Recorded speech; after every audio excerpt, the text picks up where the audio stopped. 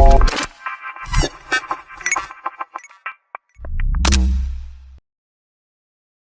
welcome to Business Influencers. I'm your host, Chris Salem. Hope everyone is having a great week. You found us here at TALRadio. And again, we hope that by doing so, you'll enjoy many of the great radio programs that we have here at TALRadio.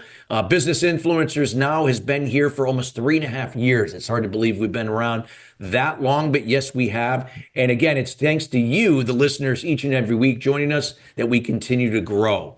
We are committed to, again, bringing in subject matter experts to share their words of wisdom and insights to help elevate your level of influence personally and for your business to the next level. If there's any content you'd like to see on a future show, don't hesitate to reach out to us here at Chris@ChristopherSalem.com for information that we can take from you to see where we can have a future show around that content and bringing in the right expert to share their insights and personal experience to help you. Our show is being brought to you today by Alumni Direct. Alumni Direct is a new social media community platform dedicated to bringing alumni together from all different generational types and an opportunity to meet new people for the first time. Now, it is a membership program taking out all the noise out of social media. It allows you to come in to generate genuine and authentic relationships with the people you choose to interact with. In addition, it offers a wide array of different services not available to the general public, both on a professional and personal level. And if you'd like some more information about Alumni Direct, check them out at alumnidirect.com. That's alumnidirect.com. Well, we have a wonderful show planned for you today. As always, we're going to be talking about stop focusing on AI tools.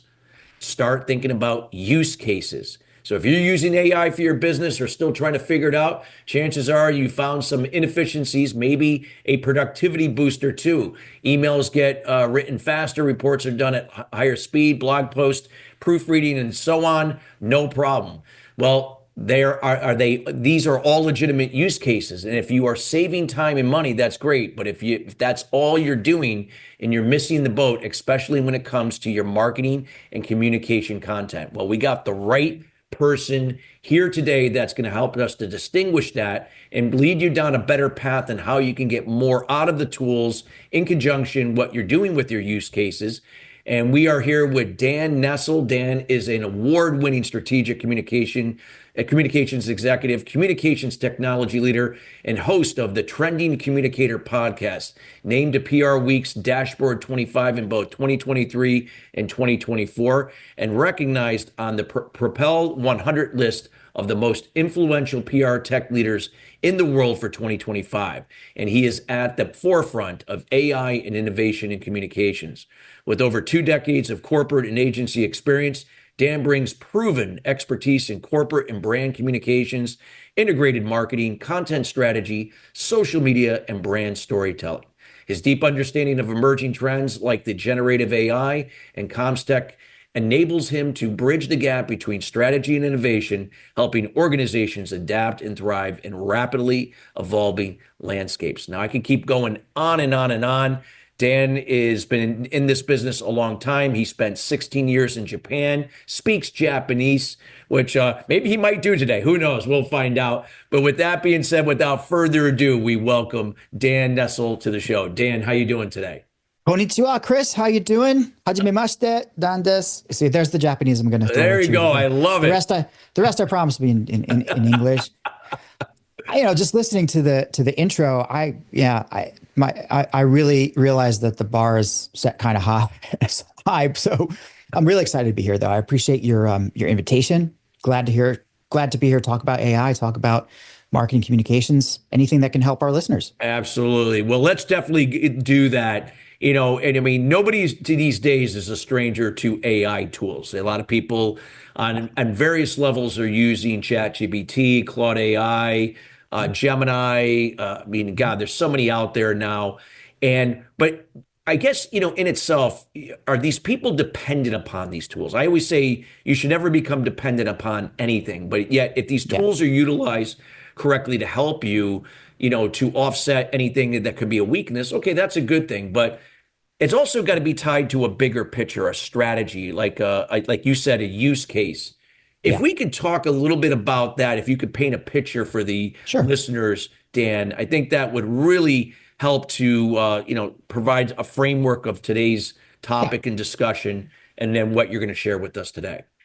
Yeah. I mean, first of all, even though we said it's not about the tools, it's about the use case, it is about the tools, I get to a large degree. You have to have some tools available or a tool available to you to take advantage of AI, right? So I'm not saying at all that you shouldn't get into the tools because by all means, go learn the tools. But don't let that be your obsession.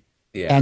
And the thing that people I think are starting to get worried about or discouraged by is the fact that the platforms and tools and technologies themselves accelerate so fast that they feel like, oh, we're being left behind and we're becoming obsolete. Recent podcast guest of mine said something. There's this thing called FOBO, the fear of becoming obsolete, and I think that drives a lot of business leaders' decision making or lack thereof, right? Because you're like, oh, why am I going to continue down this road if I'm just going to be obsolete anyway?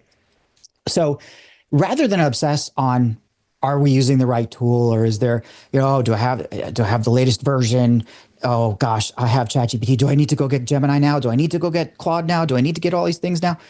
Rather than let that get to you, right? The mindset that we need and the sort of approach we need should be, as always, from what do you need to do for your business, and what tasks do you want to remove from your plate to allow you to be more strategic and more efficient. Those are use cases, right? That's what we're talking about when we say use case. We mentioned email writing. That's a use case. I don't Yeah. like writing emails. Let's have AI help me with the emails. Fine, it's great, especially if half of your job is if you're a salesperson, for example, and you need to be on the phone, you Follow need to up. be out Yeah. there. Follow ups. You're spending a lot of time writing these emails. Yeah. You know, get some help with that. That's fine. So there's all those like AI as an assistant use cases. Where the real power comes in, though, I think, is or once you've achieved that, or once you're kind of comfortable with that, a lot of people stop. It's kind of you get to this complacency point. You're like, okay, I got 15% efficiency. That's great. But the real power is there are workflows that are part of my business, part of my content creation. Surely they're inefficient. Surely they're expensive. Surely I'm using too many people and too much time. So maybe I can fix that a little bit, or maybe I can, how can I make that better for me and for my business? Because that's the place where you're going to save a lot of time, money, people. AI could be your solution or part of the solution for you at that point. That's what I mean by thinking of the use case first. Then you can back into the tools. Yeah, I'm glad that you mentioned that. It's like you're not putting the cart before the horse. You have to know what is the use case? What are you trying to accomplish? And Mm-hmm.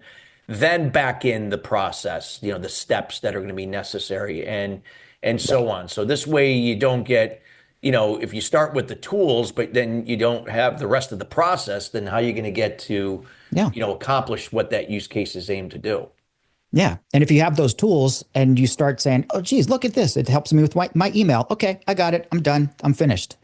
Whereas if you're the one who decided, okay, email is just one of the things, but in a given day, I have to take care of email. I have to write 3 reports. I have to send this thing out to somebody else. Maybe if I could handle that all like in one shot, maybe that's something I should think about. And then you go back to the AI and you figure out all those different pieces. And then before you know it, you have a workflow of your daily admin tasks, just sort of assisted. And I would never say outsource everything to AI, but just it's there to assist you and to make you more efficient and enhance what you're doing. So think of it that way, like from okay, what's the need that it needs to address? Yeah, that's so true, so important, and so on. So for those, that the people that are listening now, we have, various types of people from business owners to, leaders running business units for, various companies. Could be also entrepreneurs, that type of thing. Yeah, What would be the first thing that, if you were giving any kind of like that first step, that first advice, like you already kind of explained a lot of that already, but like just to hmm kind of maybe if you have to reframe it so yeah, they know, okay, I got to start here and then start building out if I'm going to yeah. do this right in my business. Well, we have to make an assumption that you're either already using AI or you kind of understand some of the basics. And Yeah. if that's not there, then that's where we start is, Yeah. well, let's just figure out and understand what generative AI actually is and what it isn't. So starting from there. But then where I'd say start is think about as a business, and especially from a content standpoint. Content is one of the biggest pain points for businesses. Mm. So, you know, are you are you getting the most from the content that you use? In other words, from your blog posts or from your podcast or from your sales materials, even anything that's going out there into the public that is serving a purpose of getting eyes on your company or achieving some part of the funnel, whether it's attention, interest, or all the way down to a conversion. That's all of your content. Producing that is a laborious process. It's also an expensive one. So when you think about where to start, I would start with, okay, what are my content needs really, and what are the audiences I'm trying to reach? It's almost the same thing as you'd start with any plan. Like, what do my audiences want? Who are my audiences? What kind of content do I need to reach them where they are? You know, and then when you have a good picture of that, then you can start thinking about, all right, what are the processes that I have to implement to meet that goal of reaching this audience with 3 blog posts a month, or making sure that I'm answering LinkedIn questions, or sending out a white paper every quarter, doing a video every week, whatever it is. So you have that's where you come up with your content strategy. Once you have a fair idea of what that is, that's where people usually go, all right, it's too much. We can only do this much. We can only do that much. It's going to be expensive. How are we going to get these materials? Where are my assets? And on and on. And it's funny because people say, oh, it's a big company problem. It is an every company problem, especially companies that have existing content and know that they've used it and either lost money on it or never or went and didn't go anywhere, or creators who have loads and loads of assets and don't do anything. So then at that point, it's all about, all right, you're either going to go and invest in some help to make new content, or you're going to do it in-house, right? That is where you kind of have to say, or you should say, wait a second, I'll bet you there's a solution for this.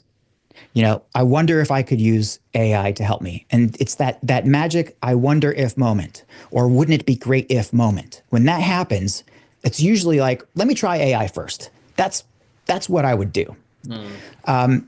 And there's a variety of tools out there, and a certain way to do processes and workflows where you could take all of your existing content, all of your existing assets, everything, and use that as the basis for a very robust creative strategy and a high quality creative strategy. So you're not like getting lost in the AI dullness that's out there, to move your business forward. So I don't know if that was simple or not. I Oh apologize, no, but no, yeah, I'm absolutely. No, trying to I break it think that down. no, I think it was very, very Yeah, thorough and well covered and explained. Absolutely. And with this, talking about this, this topic, because it's so important, for I would say, I mean, I'll let you clarify more because you're the expert here. Is this has got to be, I mean, this is going to be obviously different for different roles and duties and organization. So of if you course. get even if it's a small company and you got the owner, you might have the next person in command, and then you got other various supporting roles. Not everybody's going to maybe be using AI tools, but it's also going to be important how those connect with each other as well, Yep, right? To what gets that's right. funneled up and reflected outward to the in their products, their services, their customer Yeah, experiences, and so on. yeah. And what you said, there's something you said there is really brilliant and critical, I think, which is that it's how they connect with each other. And Yeah. whether it's between functions or between different needs, you know, we think about an AI tool and it's like, well, how's the accounting team going to use this, and how's the marketing team going to use this, and this team. It's more about like, all right, everybody's probably using the basic generative AI like ChatGPT or something like this. So it's really about taking it from that point forward and saying, well, how can what I'm doing here be connected in some way to what the accounting team is doing with a different tool or with another team? And it doesn't mean automation. It means like finding the workflow and the right dots to connect. And let me just try to give you an example of that.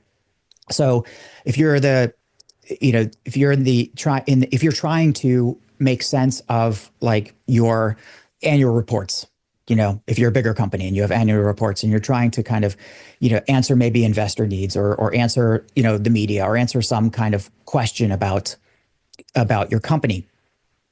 The typical thing is, you have them on file, you start going through the reports and looking through things, and maybe you walk over to the finance team and you say, can you clarify this chart for me? I don't quite understand what this is.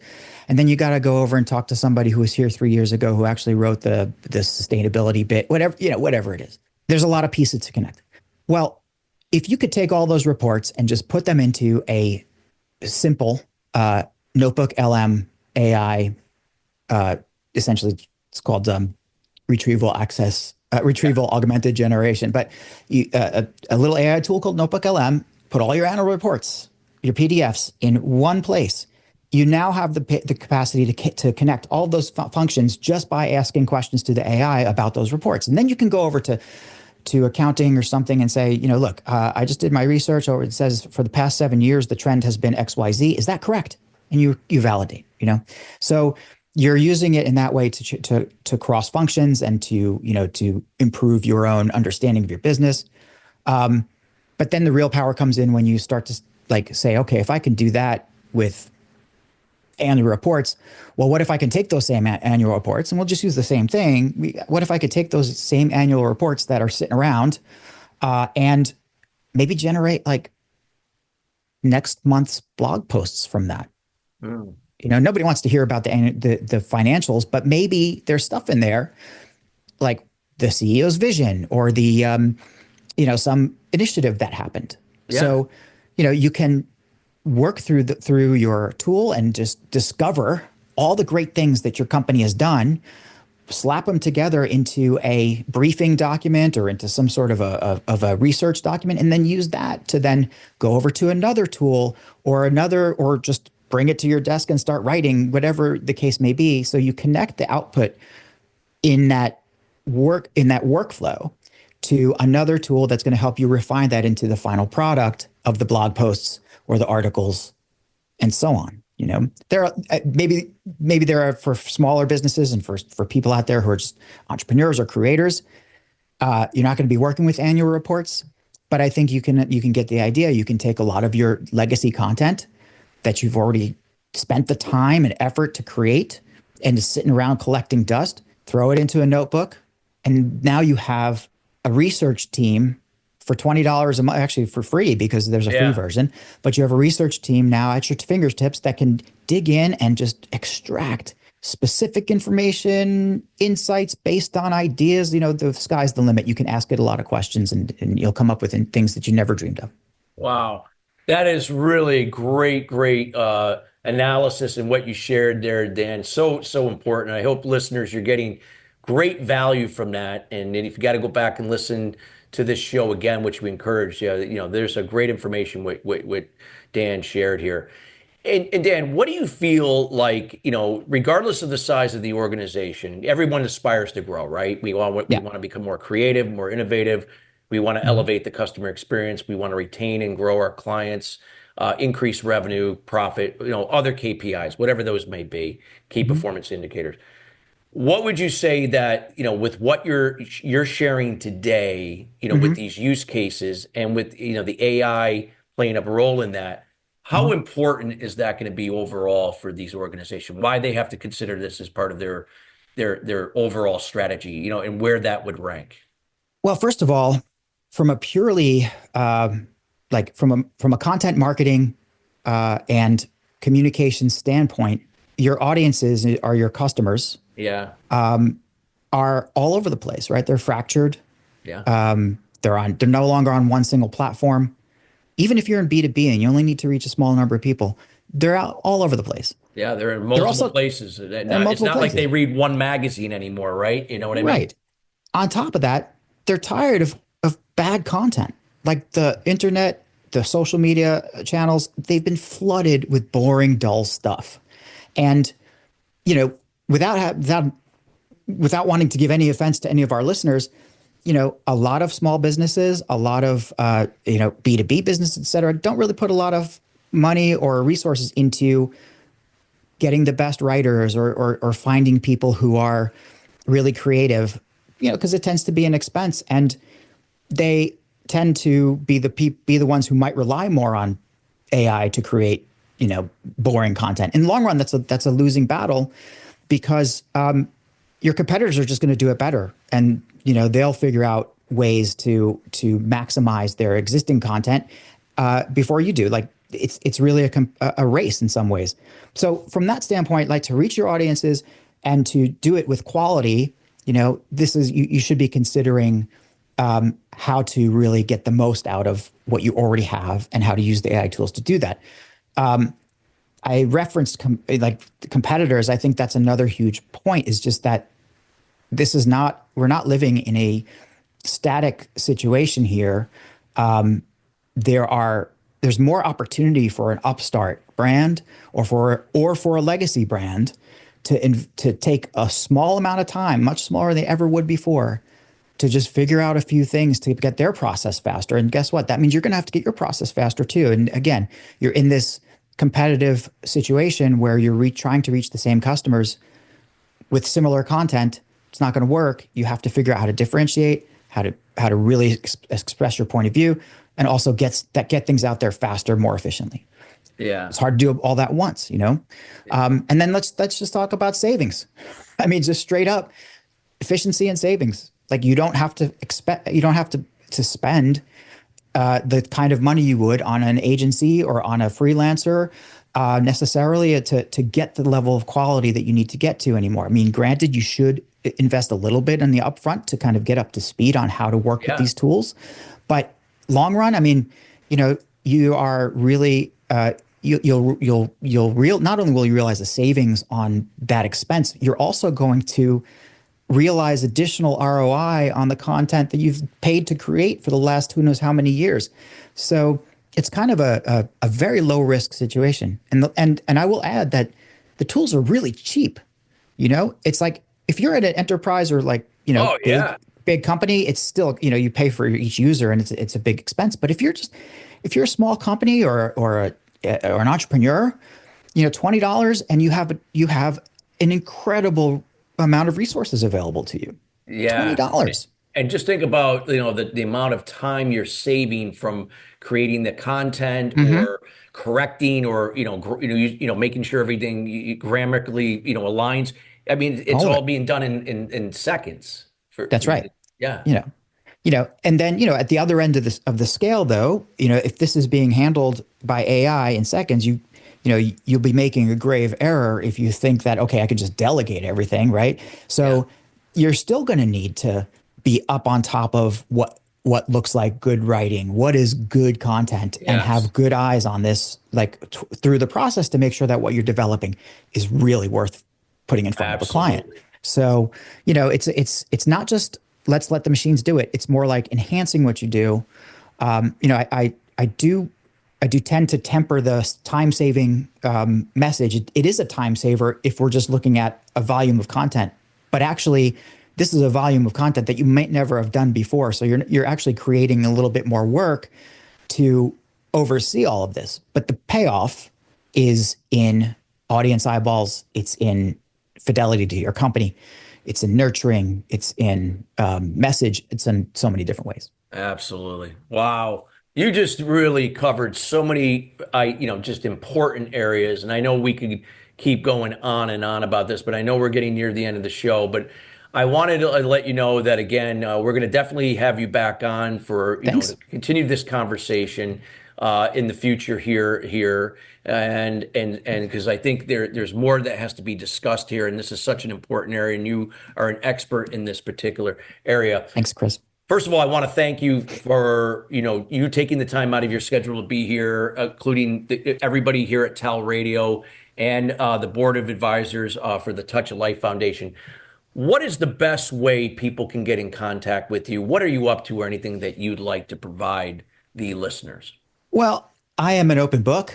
I mean, if you even just look for Daniel Nestle, there's not that. Maybe there's another Daniel Nestle somewhere in the world, but generally speaking, just look for me on LinkedIn. You'll find me.